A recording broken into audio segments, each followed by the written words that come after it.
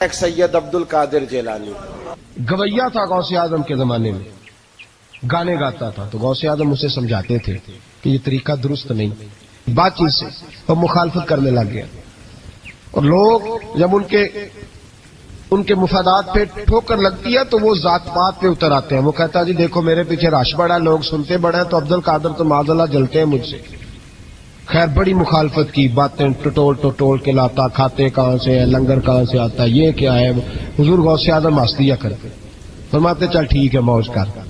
وقت گزرتا گیا، بوڑھا ہو گیا، لوگ اس کی آواز کے دیوانے تھے، گلے کی آواز بڑا سریلی تھی، وہ اب دھیمی پڑ گئی، وہ جو اسے سنتے تھے وہ کسی اور کو سننے لگے۔ گھر میں بھی جب تک پیسے آتے تھے تب تک تو گھر میں بھی بڑی قدر تھی، اب جب گھر میں کچھ نہ دیا تو بچوں نے بھی نکال دیا۔ حالت یہ ہوئی کہ قبرستان جا کے بیٹھ گیا، مکھیاں بھنکتی ہیں، پہننے کو کپڑا کوئی نہیں، کھانے کو روٹی کوئی نہیں۔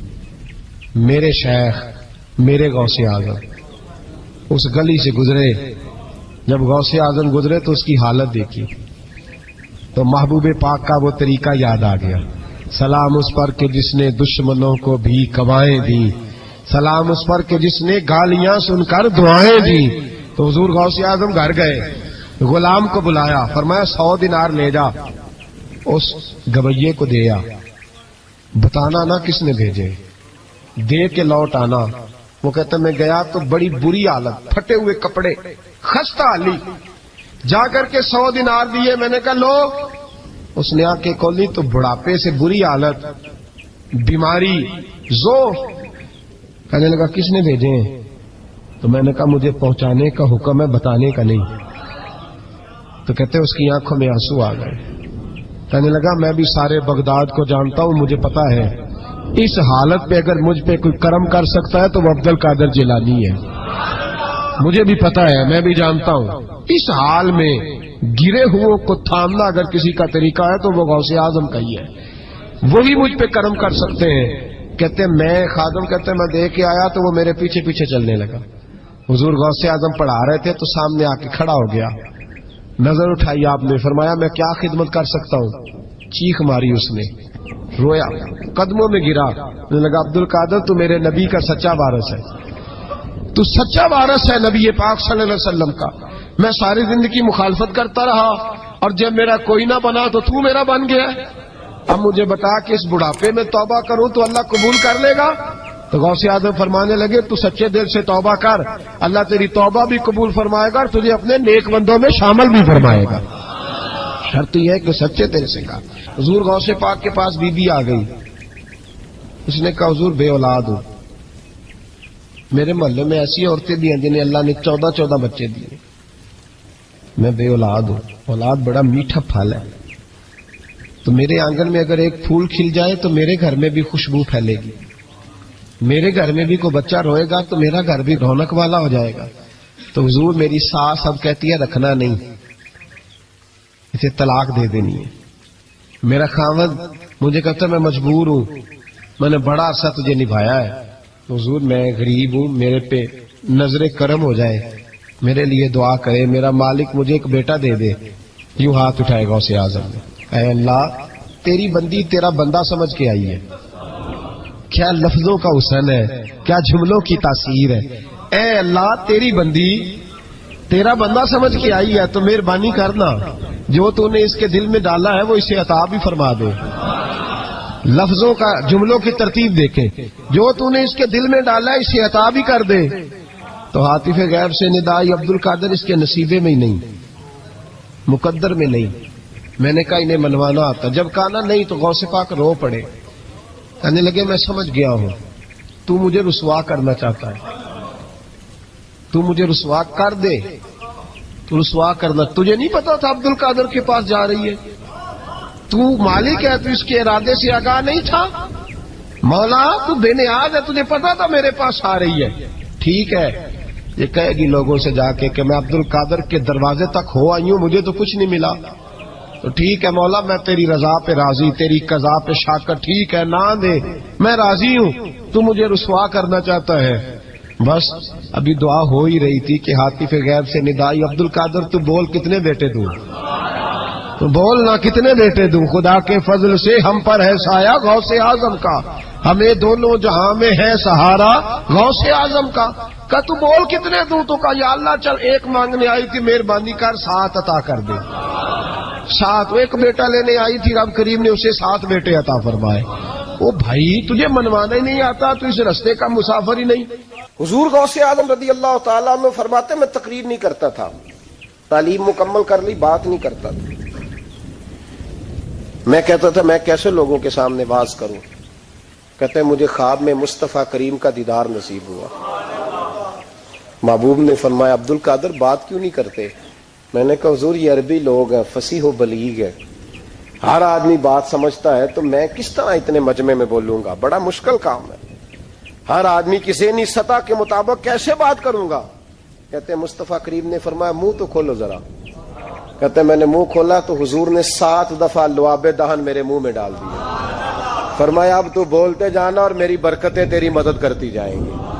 آپ فرماتے ہیں اگلی شام میں سویا تو مولا علی شیر خدا بھی آ گئے، تو فرمانے لگے عبد القادر منہ کھول نا بیٹا، تو میرا بھی ہے۔ کہتے ہیں میں نے منہ کھولا تو حضرت علی نے 6 دفعہ لعاب دہن ڈالا۔ تو میں نے کہا حضور آپ نے 6 دفعہ ڈالا ہے؟ تو خواب میں حضرت علی فرماتے ہیں، کہتے ہیں بیٹے میں نبی پاک کے برابر تو نہیں نہ ہو سکتا، میں نبی پاک کے برابر، حضور نے 7 دفعہ ڈالا ہے تو 6 دفعہ اس لیے ڈالا ہے کہ میں حضور کے برابر۔ صحابہ تو خواب میں بھی آ کے کہتے ہیں ہم نبی کے برابر نہیں، تو کیسے نبی کے برابر بن گیا ہے؟ وہ تو خواب میں بھی آ کے کہتے ہیں کہ ہم حضور کے برابر ہیں، تو زندگی میں دعوے کرتا پھرتا ہے۔ حضور غوث اعظم فرماتے ہیں بس پھر چھوٹی سی مسجد، اور اس میں نے تقریر شروع کی، میں اکیلا ہی چلا تھا جانب منزل مگر، پھر لوگ ملتے ہی گئے، پھر کارواں بنتا گیا۔ فرماتے ہیں چھوٹی سی مسجد، پھر مسجد بڑی ہوئی، پھر مجمع بڑھ گیا۔ فرماتے ہیں پھر جامع مسجد، پھر مجمع وہاں بھی کم پڑ گیا، پھر بغداد کی عیدگاہ وہ بھی بھر گئی تو صحرا میں جا کے خیمے لگ گئے۔ کہتے ہیں تقریر ہوتی تو ہزاروں کا مجمع، ہزاروں کا۔ ملا علی قاری کہتے ہیں غوث اعظم کے اجتماع میں 70 ہزار لوگ شریک ہوتے تھے، ہزاروں علماء کاغذ قلم لے کے بیٹھے ہوتے تھے کہ غوث پاک جو باتیں بیان کریں گے تفسیری نقطے ہم نے نوٹ کرنے۔ اور حضور غوث اعظم کو اللہ نے یہ کمال دیا تھا، کمال، یہ آپ کی کرامت تھی کہ بغیر سپیکر کے بولتے تھے، جیسی سمجھ پہلے والے کو آتی تھی ویسی آخری والے کو آیا کرتی تھی۔ تو حضور غوث پاک رضی اللہ تعالیٰ عنہ نے لوگوں کو بڑا نوازا۔ ایک شخص آیا، اس نے آ کے کہا حضور میرے ابا جی میں آپ کا مرید ہوں، عقیدت مند ہوں، رات میں نے باپ کو خواب میں دیکھا ہے، تو دوزخ کی آگ میں جل رہا ہے، میرا فوت ہونے والا باپ میں نے بڑی تکلیف میں دیکھا ہے۔ تو غوث اعظم رضی اللہ تعالیٰ عنہ فرمانے لگے میرے مدرسے میں آیا کرتا تھا، میری خانقاہ میں آتا تھا، میری محفل میں بیٹھتا تھا، حلقہ ذکر میں رہتا تھا۔ تو اس نے کہا حضور کبھی کبھی آتا تھا، کبھی کبھی۔ غوث اعظم نے مصلی بچھا لیا، کہا یا اللہ تیرا وعدہ نہیں کہ جو اہل اللہ کے مجالس ذکر میں بیٹھے گا تو اسے شکی نہیں کرے گا، اسے صحیح۔ اور یہ مسلم شریف کی حدیث ہے، دلیل کیا ہے؟ مسلم شریف کی حدیث، نبی پاک علیہ السلام نے فرمایا جو ذکر کرنے والوں کی مجلس میں خالی بیٹھ جائے اللہ تبارک و تعالیٰ اسے بھی سعادت عطا فرما دیتا ہے، اگر شکی ہو بدبخت ہو تو اللہ اسے نیک وقت فرما دیتا ہے۔ تو حضور غوث اعظم حضور کی اس دعا کا وسیلہ دینے لگے، یا اللہ تیرا وعدہ نہیں تھا، وہ یہاں آیا کرتا تھا تو خدا بندہ اس کی قبر پہ عذاب۔ وہ شخص کہتا ہے میں گھر میں جا کے سویا، دوبارہ میرے ابا جی ملے تو مجھے کہنے لگے بیٹا عبد القادر کے پاس جاتے رہنا، عبد القادر کے پاس جاتے رہنا، جو ان کی مجالس پہ جاتا ہے اللہ اس سے بڑا ہی راضی ہوتا ہے، وہاں جاتے رہنا۔ تو بھائی ان لوگوں کو رب کریم کو منانا آتا تھا۔ غوث اعظم مزدوروں کی طرح دین کا کام کرتے تھے۔ میں نے بڑا سوچ سمجھ کے فکرہ کہا، مزدوروں کی طرح۔ میں نے اپنے گاؤں میں کچھ ایسے مزدور دیکھے جو صبح فیکٹری میں دیہڑی کر کے آتے تھے تو شام کو دیہڑی کر کے آئے ہیں پوری 4 بجے تک 5 بجے تک، تو شام کو کسی آدمی نے مٹی ڈالنی ہے اپنے گھر کے اندر تو اس سے بھی ٹھیکہ کر لیا، اس نے کہا میں 300 روپیہ دوں گا مٹی اٹھا لو۔ تو وہ مزدور گھر آیا تو اس نے کہا چلو بچوں کے کپڑے بھی لینے، عید بھی قریب آ رہی ہے۔ یہ مزدور لوگ بڑی جدوجہد کرتے ہیں۔ تو رات کو مٹی ڈال دی. حضور غوث اعظم نے مزدوروں کی طرح دین کا کام، یہاں تو موجیں لگی ہیں، تو موجیں لگی ہوئی ہیں لوگوں کی. یہاں تو لوگ سات رنگ میں مست ہو کے کہتے ہیں بس ٹھیک ہو گیا جی، ہم بڑے پکے ہیں ان کے ماننے والے. غوث اعظم فجر کے بعد فقہ کا درس دیتے تھے، فقہ کا. ان کہہ دے وہ بھی مولوی سن، کیونکہ درس جو دیتے تھے فقہ کا درس فجر کے بعد. ظہر کے بعد غوث اعظم لوگوں کو حدیث پاک پڑھایا کرتے تھے. عصر کے بعد قرآن پاک کی تفسیر بیان کرتے تھے. ہر روز رات کو عشاء کے بعد دور دراز سے مخلوق آتی تھی، لاکھوں کا مجمع ہوتا تھا، اور غوث اعظم وہاں رسول اللہ کا دین لوگوں کو سمجھایا کرتے تھے. 1000 آدمی کاغذ قلم لے کے عالم بیٹھا کرتے تھے. غوث اعظم جو تفسیر بیان کرتے اسے لکھا جاتا تھا. یہ حضور غوث اعظم کا طریقہ ہے. غوث اعظم بغداد کی جامع مسجد کے خطیب تھے، وہ خطیب تھے مسجد کے. جامعہ نظامیہ کے نام سے غوث اعظم نے مدرسہ بنایا ہوا تھا. وہ ایک ادارے کے پرنسپل تھے. جسے الف با سیدھی پڑھنی نہ آئے وہ کہے میں بڑا ولی ہوں، مجھے غوث پاک کا فیض ہے. تجھے کس طرح کا فیض ہے؟ غوث اعظم کا فیض یہ آپ فرمایا کرتے جتنی جس کی زبان میں تاثیر زیادہ ہو سمجھو میرا فیض اسے زیادہ ملا ہوا ہے. آپ تقریر کرتے تھے، خطبہ دیتے تھے، روز رات کو بیٹھتے تھے. صلاح الدین ایوبی کھڑے ہو کے کہنے لگے فلسطین میں، فرمایا میں لڑوں گا اس لیے کہ میں عبد القادر کے مدرسے کا طالب علم ہوں. اور فرمانے لگے یہ 70,000 فوج میرے ساتھ ہے، ساری غوث اعظم کو ماننے والی ہے. انقلاب غوث کے ماننے والے لائیں گے. یہ لوگ انقلاب برپا کریں گے جن کے دلوں میں بغض رہتا ہے اللہ کے ولیوں کا. اور ہر رسالے میں کبھی یہ کون سا جہاد ہے، کبھی بابا فرید کے خلاف لکھتے ہیں، کبھی غوث اعظم کے خلاف لکھتے ہیں. شرم نہیں آتی؟ کھالوں سے تم نے پجارو خریدی ہوئی ہے، کھالیں کٹھی کر کے تم نے کلاشنکوف لی ہوئی ہیں، مکانوں میں رہتے ہو، اور قوم ہے کہ وہ دیکھتی نہیں. اور بھائی دنیا میں رہنا ہے تو کچھ پہچان پیدا کر. لباس خضر میں یہاں سینکڑوں رہزن بھی پھرتے ہیں. ہر داڑھی پگڑی والے کو دیندار نہ سمجھ لیا کرو، خدا را یہ پہچان پیدا کرو. جس کے مرضی پیچھے لگ جاتے ہو.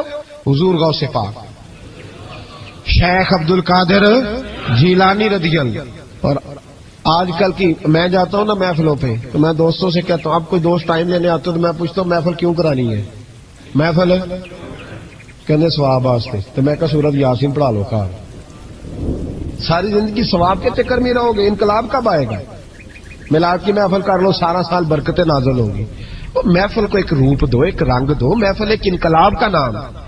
غوث اعظم نے ہمیں وہ والی محفل سکھائی ہے جس میں بے نمازی آتا تو نمازی بن کے جاتا، جس کے اندر چور ڈاکو آتا تو توبہ کر کے جاتا، جس کے اندر کوئی ماں باپ کا نافرمان آتا تو گھر جا کے ماں باپ کے پیروں میں بیٹھ جاتا. ثواب کے لیے محفل، ثواب کے لیے 11ویں، اس سے باہر ہے. بڑا ہو گیا یہ کام. ناک بھی چلے ہوئے ہیں پکے ہی، وہ بھی ادھر کو سفر کر رہے ہیں ادھر کو سفر، وہ بھی سارے ثواب اکٹھا کر رہے ہیں. کہتے تو محفل کرا تو بخشیا جائے گا. جدے ہاتھ نوٹاں جدت تھی انہوں کہتے چوری صاحب شیر تیری نظر ہی. اور میں کہ ظالمہ شیر نبی پاک دا تے نظر بندے دی کر چھڑے کچھ سوچ. اور جس نے پیسے زیادہ دیے اس کہتے عاشق رسول ہے. میں کہ تو کتوں مور لئی لوکاں نو عشق دی ڈگریاں ونڈدا پھردا ہے؟ کدھر سے تو نے یہ لے لی اسٹیمپ جو لگاتا ہے یہ عاشق ہے یہ عاشق نہیں؟ محفل کرانے والا بھاویں بجلی چوری کرتا ہوئے تو عاشق رسول ہے. تو یہ باہر آئے حضور غوث اعظم. ہر روز محفل ہوتی تھی لیکن جو آتا تھا اللہ اس کا دل بدل دیتا تھا. اور چونکہ ریاکاری نہیں تھی، تسنو نہیں تھی، بغداد میں محفل ہو رہی، غوث اعظم تقریر کر رہے ہیں، بارش شروع ہو گئی، لوگ بکھرنے لگے. تو حضور غوث اعظم رضی اللہ تعالیٰ عنہ سر جھکا کے کہنے لگے مولا تو دلوں کے بھید تو جانتا ہی ہے نا، اگر یہ بندے میں نے اپنے لیے اکٹھے کیے ہیں تو سارے بھگا دے، اور اگر تیرے لیے اکٹھے کیے ہیں تو پھر بھی تیری مرضی ہے. تو دلوں کے بھید جانتا ہے. لوگ کہتے ہیں سارے بغداد میں بارش ہوتی تھی، جہاں غوث اعظم کا جلسہ ہوتا تھا وہاں نہیں ہوتی تھی، وہاں نہیں ہوتی تھی، اس لیے کہ انہیں اللہ کو منانا آتا تھا، انہیں طریقہ پتا تھا. حضور غوث اعظم نے اپنی گفتگو سے، تقریر سے، خطبے سے، الفتح الربانی حضور غوث اعظم کی تقریروں کی کتاب چھپی ہوئی ہے، آپ کے ملفوظات ہیں، آپ کے خطبے. اور بھائی اس کو لوگ معمولی کام سمجھتے ہیں، بس ثواب کے لیے کر لو. خدا را غوث اعظم کا طریقہ تو سمجھو. اور پھر تبلیغ فرمائی، دین کا کام کیا، نذرانے نہیں بٹورے، نذرانے نہیں بٹورے. اور اس طرح نہیں کہ مولوی صاحب کا سیاست سے کوئی تعلق نہیں، میرے لاکھوں مرید ہے، میں نے نہیں چھیڑنا حکومت کو. ایسے نہ ہو جائے حکومت میرے خلاف ہو جائے، یہ کوئی چکر نہیں. بادشاہ وقت آیا نذرانہ دینے، وقت کا بادشاہ نذرانہ دینے آیا. وہ کہتا ہے میں رستے میں سوچ رہا تھا اگر یہ ولی ہوئے تو مجھے پتہ چل جائے گا، اگر تم نے سیب کھلائے نا، سیب کا موسم نہیں، پھر تو ولی اللہ ہے، اور اگر سیب نہ کھلائے تو پھر نہیں میں مانتا. ٹھیک ہے نا جی، جس طرح کے آج مرید ہوتے ہیں لوگ. کہتے ہیں سیب کھلائے تو پھر بادشاہ تھا نا. تو کہتے ہیں میں 2 تھیلیاں شرفیوں کی بھی لے گیا کہ پیر صاحب کو پیسے دوں گا تو ذرا نرم بھی ہو جائیں گے میرے آنکھ میں. پیر ہو جائے تو ذرا نرم اللہ ماشاء اللہ. کہتے میں گیا تو میرے دل میں خیال تھا اگر آج بے موسم سیب کھلائیں تو ولی مانوں گا. کہتے غوث اعظم نے یوں ہاتھ اٹھائے، موسم بھی نہیں تھا پر 2 سیب ان کے ہاتھوں میں آ گئے، اور آپ میری طرف سیب بڑھا کے کہنے لگے ولایت کو سیبوں سے نہیں تولنا چاہیے، تو سیبوں سے تولتا پھرتا ہے، یہ تو اللہ کی رضا والا کام ہے. یہاں کو تاجر تھوڑی محنت کرے، کھاد شاد ڈالے تو وہ بھی بے موسم پھل اگا لے گا. تو کس چیز سے میری ولایت چیک کر رہا ہے؟ یہ پکڑ چھری اور یہ پکڑ سیب اور کھا. کہتا میں نے کاٹ کے کھایا تو سیب کڑوا نکلا. غوث اعظم کہنے لگے کیا ہوا، کڑوا ہے؟ حضور ہاں. تو نے اپنے ہاتھ سے کاٹ کے ایک ٹکڑا دیا کہ کھاؤ. کھا کے کہنے لگا حضور آپ کے والا تو میٹھا ہے، تو سیب تو دونوں غیب سے آیا تو میرا کڑوا کیوں ہے؟ آپ کا فرمانے لگے غوث اعظم دونوں ہی میٹھے تھے، ایک کو ظالم کے ہاتھ لگ گیا تو کڑوا ہو گیا ہے، میٹھے دونوں ہی تھے. تو ظالم ہے نا، ظلم کرتا ہے، تو تیرے ہاتھوں کی وجہ سے کڑوا ہو گیا، ایک ہی تھے. اس نے 2 تھیلیاں اشرفیوں کی مصلے کے نیچے رکھی. کہنے لگا حضور نذرانہ ہے. فرمانے لگے ضرورت ہی نہیں، لے جا. اللہ کے بندوں کو دنیا داروں کے نذرانوں کی ضرورت ہے.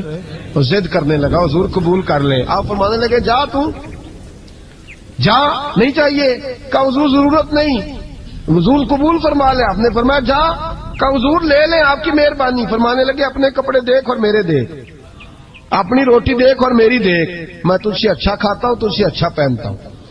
میرا اللہ مجھے تجھ سے بہتر دیتا ہے، تو جا تو. اس نے کہا نہیں قبول کر لے. غوث اعظم نے 2 تھیلیاں شرفیوں کی پکڑی اور جب ان کو نچوڑا تو اندر سے خون نکلنے لگا. غوث اعظم فرمانے لگے غریبوں کا خون نچوڑ کے مجھے نذرانہ دینے آ گیا ہے. غریبوں کا خون نچوڑ کے. پیر صاحب نے کبھی پوچھا نہیں فیکٹری والے سے کہ تم مزدوروں کے ساتھ کیا